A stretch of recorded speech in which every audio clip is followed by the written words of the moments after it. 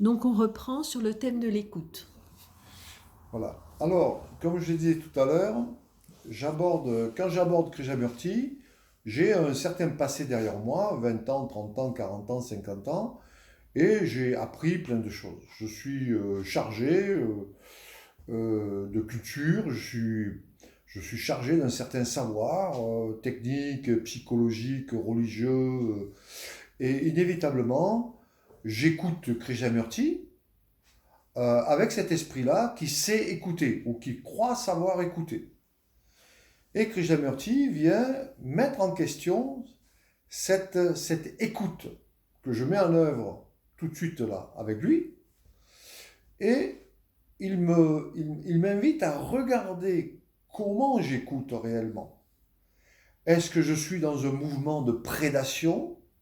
Est-ce que je suis dans un mouvement d'écouter pour enregistrer ce que je lis ou ce que j'entends? Ou est-ce que c'est une autre qualité d'écoute? Et évidemment, je m'aperçois, lorsque je sors de la conférence ou lorsque je ferme mon livre que je viens de lire pendant une heure ou deux, je me rends compte que ma mémoire est chargée de ce que je viens d'entendre ou de ce que je viens de lire. Donc j'ai accumulé de la connaissance. Et comment est-ce que je m'en rends compte? Eh bien, parce que je parle à un ami et je dis Krishnamurti a dit ceci, Krishnamurti a dit cela. Je peux même citer, si j'ai une bonne mémoire, je peux même citer mot à mot ce que Krishnamurti vient de dire.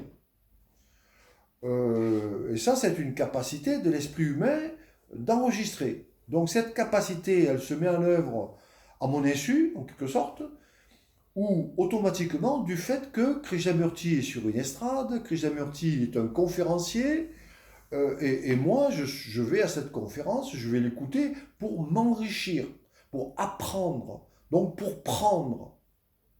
Je suis normalement, logiquement, dans cette dynamique-là. Et c'est que, au fur et à mesure des causeries, que je réalise mon erreur. Que je réalise que cette prédation-là ne fait que accumuler de la connaissance, ne fait que augmenter mon ego, augmenter mon savoir, mais je suis toujours incapable de voir. Je suis toujours incapable d'écouter véritablement.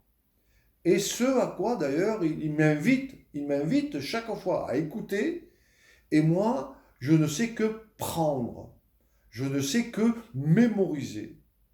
Voilà, je crois, la Les prise de compétences. conscience Tout à essentielle fait. euh, que j'ai faite personnellement, mais très tard, 20 ans, 30 ans après, à mon grand, à mon grand regret d'ailleurs, j'étais étonné. Et d'ailleurs, son médecin personnel qui s'est occupé de sa santé pendant les 20 dernières années de sa vie, le docteur Parchouri, également a fait cette prise de conscience. À 65 ans passés, il a réalisé son erreur. Il a réalisé qu'il avait aussi écouté d'une façon prédatrice. Étant médecin, il avait une grande mémoire, donc il avait enregistré les mots de Krishnamurti au lieu de les avoir écoutés. Très intéressant.